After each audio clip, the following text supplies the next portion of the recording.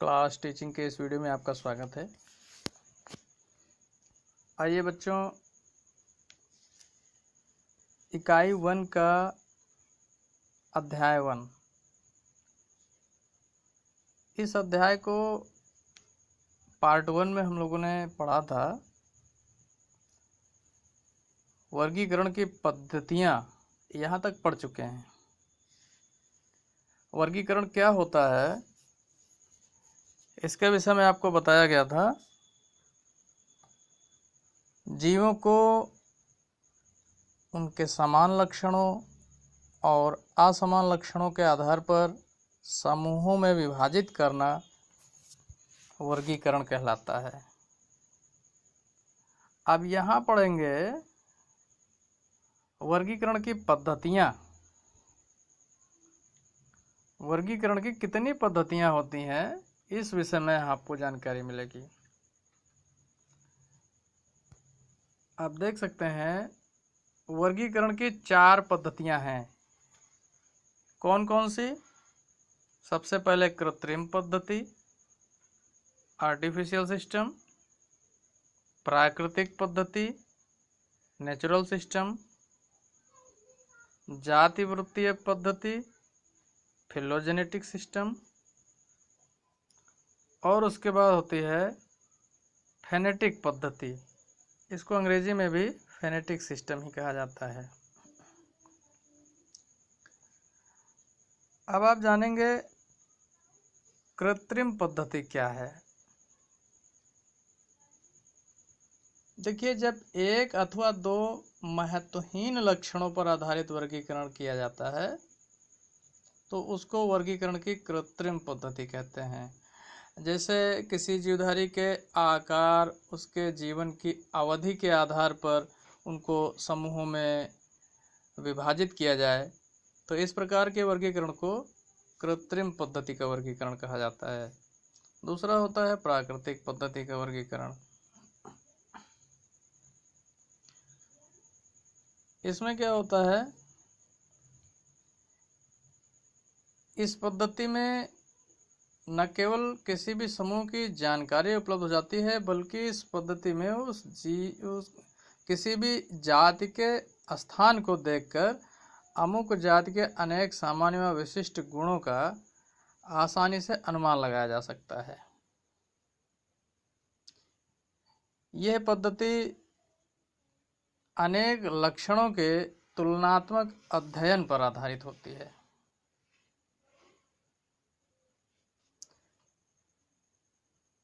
यह पद्धति वैज्ञानिक जॉन रे, JOHN, जॉन RAY रे, जॉन रे ने प्रस्तुत की थी।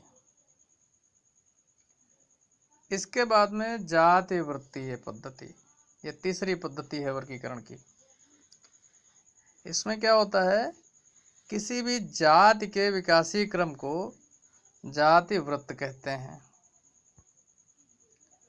और विकास के आधार पर आप जानते हैं जीवों के वर्गीकरण की पद्धति को जातिवृत्तीय वर्गीकरण पद्धति कहा जाता है। आपने पिछली क्लास में पढ़ा होगा, लैमार्क के अनुसार जातियां क्रमिक रूप से धीरे धीरे परिवर्तित होकर नई जाति का विकास कर लेती हैं। तो इस प्रकार से जातियां बदलती रहती हैं। जातियों के आधार पर जब कोई वर्गीकरण किया जाता है तो जातियों के आधार का मतलब जातियों के विकासीय क्रम के आधार पर जब वर्गीकरण निरूपित किया जाता है तो उसको जातिवृत्तीय पद्धति कहा जाता है। इसके बाद में चौथी पद्धति जो है वर्गीकरण की, वो है फेनेटिक पद्धति।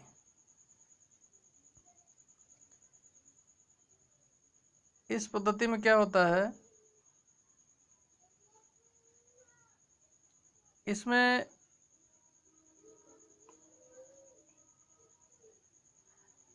जीवों के विकासीय संबंधों के आधार पर वर्गीकरण किया जाता है। इसमें सैकड़ों लक्षण का एक साथ, बहुत सारे लक्षण देखे जाते हैं। तो बहुत सारे लक्षणों का तुलनात्मक अध्ययन किया जाता है, जैसे कि उन जीवधारियों की कोशिका कैसी है, एक कोशिकीय हैं कि बहुकोशिकीय हैं। उसके बाद उनकी रासायनिक प्रकृति क्या है, डीएनए अनुक्रम और प्रोटीन आदि के रासायनिक प्रवृत्ति क्या है, और उनकी जातियों का विकास किस क्रम में हो रहा है, स्लो हो रहा है या तेज हो रहा है। इन सारे बातों का समावेशन करके जो वर्गीकरण किया जाता है, उस पद्धति को फेनेटिक पद्धति कहा जाता है। फेनेटिक पद्धति का चौथा लक्षण है जाति वृत्तीय वर्गीकी। यह पद्धति जीवों में वर्गीकी समानताओं और जेनेटिक संबंधों पर आधारित होती है। इसका श्रेय जूलियन हक्सले को जाता है। इसके आधार पर 9 वर्गीकी विज्ञान की नींव रखी गई। इसके बाद में वर्गीकरण की एक और संकल्पना आई। ये संकल्पना थी जीवन के 3 डोमेन। इस संकल्पना के प्रतिपादक थे कार्ल वूज। उन्होंने 1990 में प्रस्तुत किया था इस पद्धति को।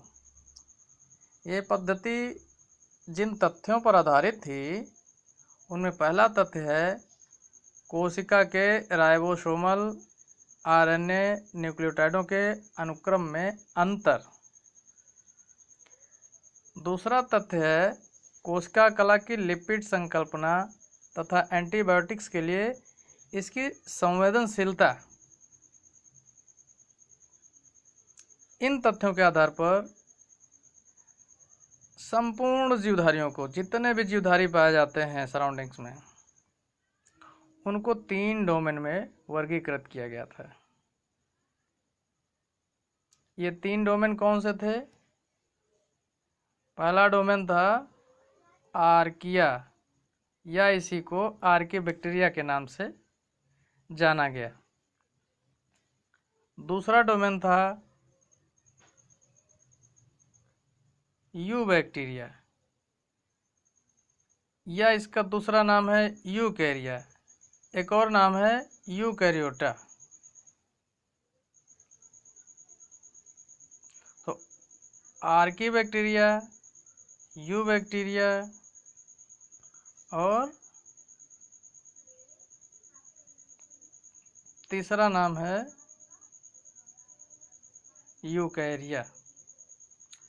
इस प्रकार कार्ल वूज ने हमारी सराउंडिंग्स में पाए जाने वाले समस्त जीवों को केवल 3 ही ग्रुप में विभाजित कर दिया। उन्हीं तीनों समूहों का नाम दिया गया डोमेन।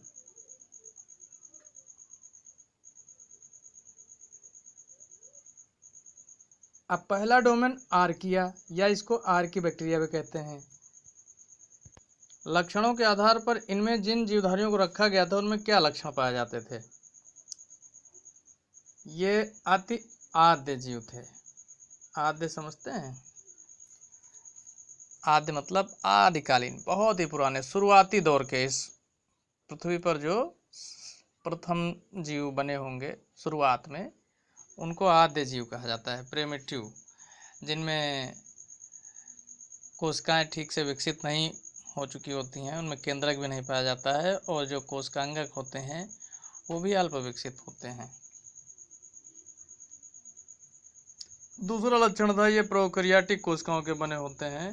प्रोकैरियोटिक और यूकैरियोटिक आपने कई बार पढ़ा होगा। प्रोकैरियोटिक मतलब जो प्रिमिटिव सेल्स होती हैं, आदि कोशिकाएं, जिनमें कि केंद्रक विकसित नहीं होता है और केंद्र के चारों ओर केंद्रक कला नहीं पाई जाती है।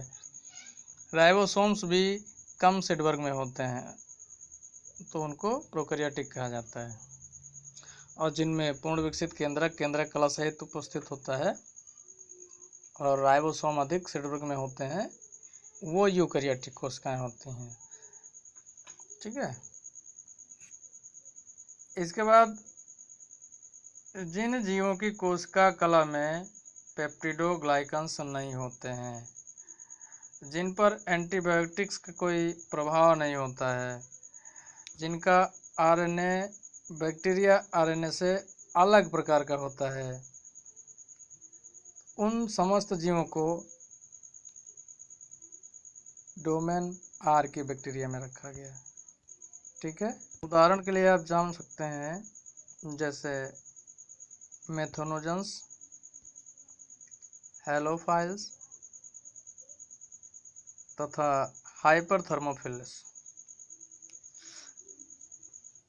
और दूसरा डोमेन है यू बैक्टीरिया। यू बैक्टीरिया में किन जीवधारियों को रखा गया? कार्ल वूज ने, वूज है WOSE, वूज, कार्ल वूज ने जीवधारियों के लक्षणों का अध्ययन किया। तो हम जो लक्षण पढ़ने जा रहे हैं वो लक्षण जिन जीवधारियों में पाए गए उन सभी जीवधारियों को इन्होंने यू बैक्टीरिया डोमेन में रख दिया। इनमें से पहला लक्षण, जिनकी कोशिका कला ग्लिसरॉल से जुड़ी अशाखित वसा अम्ल की श्रृंखलाओं की बनी होती थी और जिनकी कोशिका भित्ति पेप्टिडोग्लाइकन्स की बनी होती थी, जो एंटीबायोटिक्स के प्रति संवेदी होते हैं, जिनके कोशिका द्रव में नग्न डीएनए अणु होता है। बैक्टीरियल आरएनए आर्किया के आरएनए एवं यूकैरिया के आरएनए से काफ़ी भिन्न होता है और जिनमें बैक्टीरियल राइबोसोम 70S प्रकार के होते हैं। एस का मतलब होता है सिडबर्ग। सिडबर्ग एक यूनिट है। तो ऐसे लक्षण जिन जीवधारियों में पाए गए उन सबको डोमेन बैक्टीरिया या फिर यू बैक्टीरिया डोमेन के अंतर्गत रखा गया। बैक्टीरिया और यू बैक्टीरिया एक ही डोमेन का नाम है और ये दूसरा डोमेन है कार्ल वूज का। इसके उदाहरण में आप समझ सकते हैं माइकोप्लाज्मा, साइनोबैक्टीरिया, ग्राम पॉजिटिव व ग्राम नेगेटिव बैक्टीरिया। इनका तीसरा डोमेन क्या था? यूकैरिया। पहला डोमेन आर्कीबैक्टीरिया, दूसरा डोमेन बैक्टीरिया, तीसरा डोमेन यूकैरिया।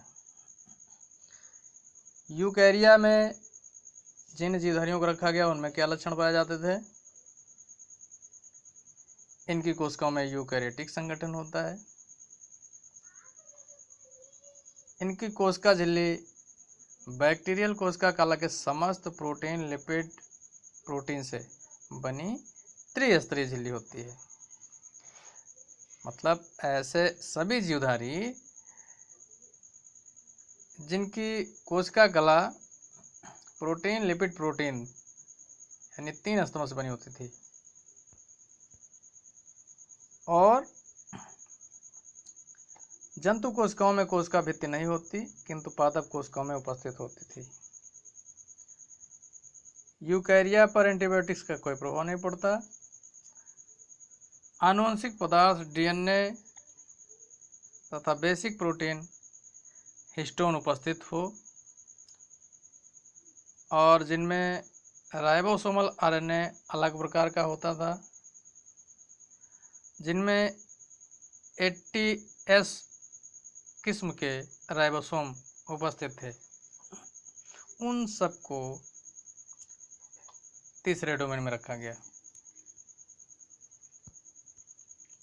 इसके बाद में वर्गीकरण की अगली संकल्पना थी द्विजगत प्रणाली। कौन सी संकल्पना थी? द्विजगत प्रणाली।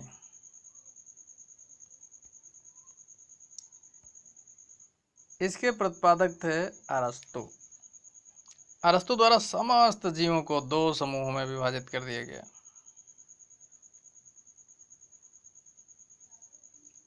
आज से लगभग 250 वर्ष पूर्व लेनियस ने अपनी पुस्तक सिस्टमा नेचुरी में समस्त जीव जगत को 2 जगत में बांट दिया, एक पादप जगत और दूसरा जंतु जगत।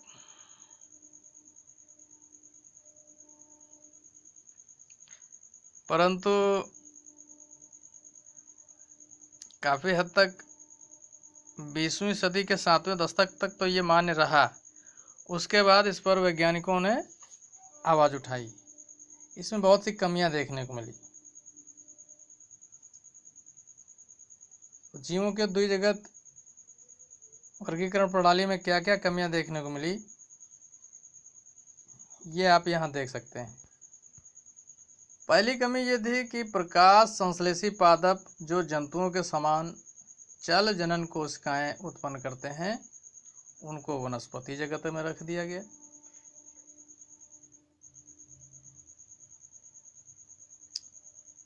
जबकि उनमें जंतुओं के समान चल जनन कोशिकाएं निर्मित होती हैं।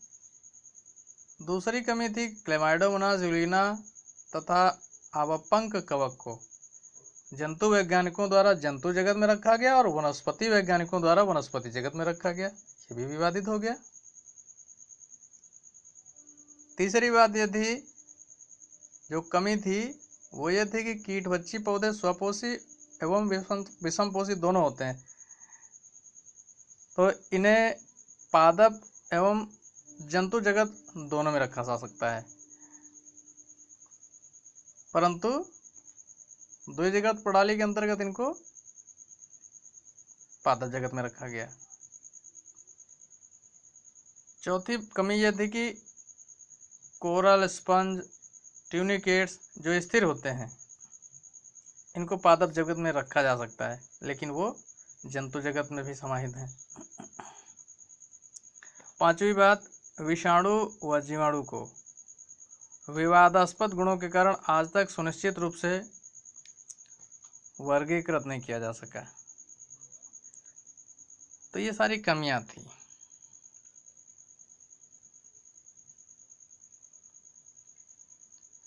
इसलिए ऐसे जीवों को जो ना तो जंतु ही कहे जा सकते हैं और ना ही पादप, समायोजित करने के लिए वैज्ञानिकों ने एक तीसरे जगत का प्रस्ताव रखा। सर्वप्रथम जर्मन वैज्ञानिक E.H.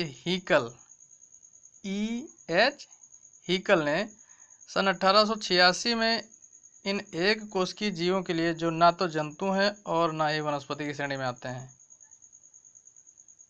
तीसरा जगत प्रोटिस्टा का प्रावधान कर दिया। उसके बाद जीवाणुओं, शैवालों, कवक तथा प्रोटोजोआ को प्रोटिस्टा में सम्मिलित कर लिया गया। अब एक नई संकल्पना आ गई वर्गीकरण की, जिसमें इन सारी कमियों का निराकरण करते हुए, निवारण करते हुए एक संपूर्ण वर्गीकरण प्रस्तुत किया गया। सन 1969 में R.H. व्हिटेकर के द्वारा। R.H. व्हिटेकर ने जीवों की 5 जगत प्रणाली का वर्गीकरण प्रस्तुत किया। 5 जगत प्रणाली, 5 जगत प्रणाली का वर्गीकरण का प्रस्ताव किसने दिया, इसकी संकल्पना किसने दी? तब आप बोलेंगे R.H. व्हिटेकर ने। कब? 1969 में। ये 5 जगत कौन कौन से थे? पहला जगत मोनेरा, दूसरा जगत प्रोटिस्टा, तीसरा जगत है कवक, चौथा जगत पादप या प्लांटी, और पांचवा जगत था जंतु या एनिमलिया। संपूर्ण जीव जातियों को 5 जगत में वर्गीकृत किया गया। कार्ल वुज ने 3 डोमेन में, अरस्तु और लिनियस ने 2 जगत में, और R.H. व्हिटेकर ने 5 जगत में वर्गीकृत किया। और इसी को आधुनिक वर्गीकरण भी कहा जाता है, जो कि अब तक सर्वमान्य है। अब तक सर्वमान्य है।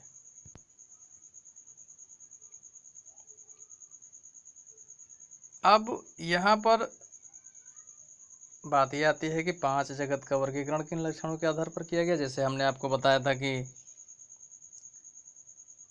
जीवों के 3 डोमेन बनाए गए, तो उनको लक्षणों के आधार पर अलग अलग तीनों डोमेन में रखा गया था। तो उसी तरह से 5 जगत वर्गीकरण में भी कुछ मूल लक्षणों का चयन किया गया। उन्हीं लक्षणों के आधार पर जीवों को उनके अलग अलग जगत के अंतर्गत विभाजित कर दिया गया। कुछ लक्षणों का निर्धारण किया गया, उन लक्षणों के आधार पर जीवों को उनके समूहों में, उनके जगत में विभाजित कर दिया गया। किन जंतुओं को मुनेरा में रखना है, किन जंतुओं को प्रोटिस्टा में रखना है, किन जंतुओं को कवक में रखना है, इसके लिए कुछ शर्तें बनाई गई, कुछ लक्षण निर्धारित किए गए कि फला फला फला लक्षण जिसमें पाया जाएगा तो वो मुनेरा में रखा जाएगा, ये लक्षण जिसमें पाए जाएंगे वो प्रोटिस्टा में रखा जाएगा। ठीक है, तो अब ये कौन से लक्षण, ये लक्षण ये अभी हम लोग आगे चर्चा करते हैं। देखिए यहाँ पर सबसे पहला लक्षण आता है कोशिका संरचना की जटिलता। प्रोकैरियोटिक तथा यूकैरियोटिक है। केंद्रक कला की उपस्थिति एवं अनुपस्थिति के आधार पर कोशिकाएं दो प्रकार की होती हैं, ये हम आपको अभी बता चुके हैं। तो जो प्रोकैरियोटिक जीव थे उनको जगत मुनेरा में रखा गया, अर्थात जितने भी जीवधारी इस सराउंडिंग्स में प्रोकैरियोटिक थे उन सब को जगत मुनेरा में रखा गया। मतलब जिनमें एक विकसित केंद्रक नहीं है, केंद्रक के ऊपर चारों तरफ केंद्रक कला नहीं है और विकसित कोशिकांगक नहीं है, तो उन सभी जीवों को जगत मुनेरा में रख दिया गया। उसके बाद अगला लक्षण देखा गया शारीरिक संरचना की जटिलता, एक कोशिका तथा बहुकोशिकता। तो शरीर में कोशिकाओं की संख्या के आधार पर सभी जीवों को दो समूहों में रखा गया, वो एक कोशिकीय होंगे या तो बहुकोशिकीय होंगे। अब जैसे जीवाणु, क्लेमाइडोमोनास, अमीबा इत्यादि ये सब एक कोशिकीय हैं। इनकी जितनी भी जीवन की जैविक क्रियाएं होती हैं वो सब एक ही कोशिका के अंदर संपन्न हो जाती हैं। एक कोशिकीय जीव जो हैं वो सरलतम जीव माने जाते हैं, लेकिन अधिकांश जीव अनेक कोशिकाओं के भी बने होते हैं ना। तो 5 जगत वर्गीकरण में अधिकांश एक कोशिकीय यूकैरियोटिक जीवों को एक अलग जगत दिया गया, उस जगत का नाम है प्रोटिस्टा। आपने जो मुनेरा में पढ़ा है वो भी सब एक कोशिकीय जीव हैं, लेकिन वे अविकसित थे, प्रोकैरियोट्स थे। और जगत प्रोटिस्टा में जो जीव रखे गए हैं वहाँ पर भी एक कोशिकीय जीव हैं, पर ये सब यूकैरियोट्स हैं। तीसरा लक्षण देखा गया जीवों में पोषण प्राप्त करने की विधियां। तो पोषण प्राप्त करने की विधियों के आधार पर भी 5 जगत वर्गीकरण में काफी सहयोग मिला। इसमें पौधों और जंतुओं की पोषण विधि अलग अलग प्रकार की होती है, उस आधार पर अध्ययन करके उन सब जंतुओं को और पौधों को अलग अलग जगत में स्थान दिया गया। जैसे पौधे, जितने भी पौधे होते हैं छोटे बड़े, पोषण विधि के आधार पर वो 2 तरह के हो सकते हैं, या तो वे स्वपोषी होंगे और या तो फिर विषमपोषी होंगे। तो स्वपोषी मतलब या तो प्रकाश संश्लेषण करके अपना पोषण कर लेते हैं या तो रसायन संश्लेषण करके अपना पोषण कर लेते हैं। रसायन संश्लेषण कौन करते हैं? जो सूक्ष्म जीव होते हैं, जैसे नाइट्रोसोमोनास है, नाइट्रोसोमोकाकस है, ठीक है। और प्रकाश संश्लेषण करने वाले तो सभी पौधे हैं, जिनमें भी क्लोरोप्लास्ट पाया जाता है, वो सभी प्रकाश संश्लेषण करते हैं। तो कहने का मतलब ये प्राकृतिक परिस्थितियों में अपना पोषण प्राप्त कर लेते हैं स्वयं, तो इसलिए इनको स्वपोषी कहा जाता है। लेकिन कुछ पौधे ऐसे भी हैं जो प्राकृतिक परिस्थितियों में अपना पोषण स्वयं नहीं कर सकते हैं, वो किसी न किसी रूप में दूसरे जीवधारियों पर निर्भर रहते हैं अपने पोषण के लिए। तो ऐसे जीवों को विषमपोषी जीव कहा जाता है, विषमपोषी पौधे कहा जाता है। ये भी प्रकृति 3 प्रकार की हो सकती है, या तो वे परजीवी होंगे, या तो वे मृतजीवी होंगे, या तो वे सहजीवी स्वभाव के होंगे। परजीवी का अर्थ होता है एक जीवधारी जब दूसरे जीवधारी के शरीर के अंदर या बाहर रह करके अपना पोषण प्राप्त करता है तो उसको परजीवी कहते हैं। अंदर, शरीर के अंदर रह करके पोषण प्राप्त करेगा तो अंतः परजीवी कहलाएगा, शरीर के बाहर रह करके पोषण प्राप्त करेगा तो बाह्य परजीवी कहलाएगा। और जिस जीव के शरीर में ये रहते हैं उसको होस्ट कहा जाता है, पोषक।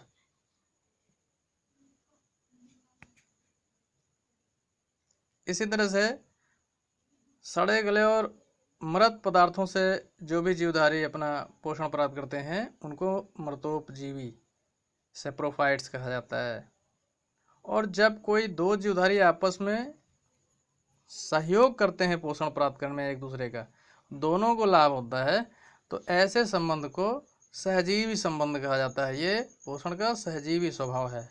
ठीक है। और अगले पौधे जो होते हैं कीटबच्ची पौधे होते हैं। ये ज़्यादातर दलदली भूमि में उगते हैं और प्रकाश संश्लेषण के द्वारा अपना भोजन बनाते हैं, किंतु नाइट्रोजनी पदार्थों को प्राप्त करने के लिए ये कीटों का भक्षण करते हैं। कुछ प्रमुख पादप जैसे कलश पादप, नेपेंथीज और यूट्रिकुलेरिया, ड्रोसेरा, ये कीटबच्ची पौधे हैं। कई बार परीक्षाओं में पूछा जाता है, प्रतियोगी परीक्षाओं में भी कीटबच्ची पौधों के बारे में जानकारी ली जाती है। ये कीट भक्षण क्यों करते हैं यह भी पूछ लिया जाता है। तो आप याद रखिएगा, अपने नाइट्रोजन की पूर्ति के लिए कीटों का भक्षण करते हैं ऐसे पौधे। इनमें विशेष अंग पाए जाते हैं कीटों का भक्षण करने के लिए। इसी तरह से जंतुओं में भी पोषण स्वभाव का अध्ययन किया गया, तो इनमें भी देखा गया कई प्रकार की पोषण विधियां पाई जाती हैं। कुछ जंतु होलोजोइक होते हैं, जंतु संभोजी या अंतर्ग्राही। होलोजोइक का मतलब अंतर्ग्राही, जो भोजन को अंतर्ग्रहण करते हैं। तो इस आधार पर वे या तो शाकाहारी होंगे या तो मांसाहारी होंगे, या फिर कुछ जंतु सर्वाहारी भी होंगे, और बहुत से जंतु परजीवी भी होते हैं। अगला लक्षण था कि जीवन शैली का अध्ययन किया जाए। जीवन शैली भी जीवधारियों के वर्गीकरण का प्रमुख आधार थी। जीवित रहने के ढंग के आधार पर जीवों को कई वर्गों में विभाजित किया गया है। तो इनमें पहला वर्ग है उत्पादक होना। कुछ जीव जो होते हैं वो उत्पादक हैं, सिर्फ उत्पादक हैं, वो उपभोग नहीं करते हैं। जैसे जितने भी हरे पौधे, हरी वनस्पतियां हैं, वो सब उत्पादक की श्रेणी में आते हैं। और जितने भी उपभोक्ता हैं वो उपभोग करते हैं। तो इस तरह से आप कह सकते हैं जो स्वपोषी जीव हैं वो सब उत्पादक हैं, और जितने परपोषी जीव हैं वो सब उपभोक्ता हैं। अब उपभोक्ता अपने पोषण स्वभाव के आधार पर प्राथमिक उपभोक्ता हो सकते हैं, द्वितीयक उपभोक्ता हो सकते हैं, या फिर तृतीयक। तो जितने भी शाकाहारी जीव हैं वो सब प्राथमिक उपभोक्ता, और जो मांसाहारी हैं वो द्वितीयक उपभोक्ता, और जो सर्वाहारी हैं वो तृतीयक उपभोक्ता होते हैं। फिर अपघटक भी पाए जाते हैं, जो किसी भी मरे हुए उत्पादक तथा उपभोक्ता को सड़ा करके सरल भौतिक पदार्थों में बदल देते हैं, यानी उसका अपघटन कर देते हैं, तो उनको अपघटक कहा जाता है। अगला पॉइंट है जातीय वृत्तीय संबंध। यह भी लक्षण का अध्ययन किया गया। तो इस तरह से आप कह सकते हैं कि 5 जगत प्रणाली के वर्गीकरण के ये आधार बिंदु हैं। इन्हीं लक्षणों को आधार मान करके 5 जगत वर्गीकरण प्रणाली संपन्न की गई। तो कौन कौन से लक्षण? सबसे पहले देखा गया कोश का संरचना की जटिलता, कोश का प्रोकैरियोटिक है या फिर यूकैरियोटिक है। दूसरा लक्षण देखा गया पोषण विधियाँ। जीवधारी स्वपोषित है, परपोषित है, अंतर्ग्राही है या अवशोषण विधि से अपना पोषण करता है। तीसरा लक्षण देखा गया जीवन शैली। जीवन शैली में जीवधारी या तो उत्पादक होगा, या तो उपभोक्ता होगा, या तो अपघटक होगा। चौथा लक्षण देखा गया शारीरिक संगठन की जटिलता, वो एक कोश की है या फिर बहुकोश की है। और पांचवा लक्षण लिया गया जातिवृत्तीय संबंध। तो इस प्रकार से यदि आपसे पूछा जाता है 5 जगत प्रणाली का आधार क्या है, तो ये आप पांचों बातें यहाँ लिख सकते हैं। किन लक्षणों को आधार मानकर 5 जगत वर्गीकरण प्रणाली निर्मित है, तो भी आप यही जवाब दे सकते हैं। यहाँ पर 5 जगत प्रणाली में प्रमुख लक्षणों की तुलना की गई है। सारे लक्षण हम आपको पीछे बता चुके हैं।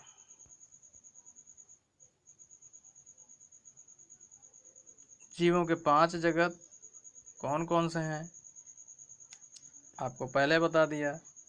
पहला जगत मुनेरा, दूसरा जगत प्रोटिस्टा, तीसरा जगत कवक, चौथा जगत प्लांटी या पादप, और पांचवा जगत एनिमलिया जंतु। ये 5 जगत हैं। 5 जगत वर्गीकरण प्रणाली के 5 जगत हैं। इस पार्ट में आपको यहीं तक अध्ययन कराया जा रहा है। अब अगले पार्ट में आप पढ़ेंगे विषाणु या वायरस। आप वीडियो को पॉज करके रोक करके देख सकते हैं, कई बार वीडियो को देखिए, अगले आने वाले पार्ट भी आपको मिल जाएं, इसलिए इस चैनल को सब्सक्राइब कर लीजिए। आपने पढ़ा है, ध्यान से पढ़ा है, आप लाइक कर लीजिए, इस वीडियो को लाइक ज़रूर करिए, और आपका जो भी सजेशन है वो कमेंट में लिखा करिए, बिल्कुल लिखा करिए, ठीक है। ध्यान से पढ़ाई करिए। फिर मिलते हैं अगले पार्ट में। ओके।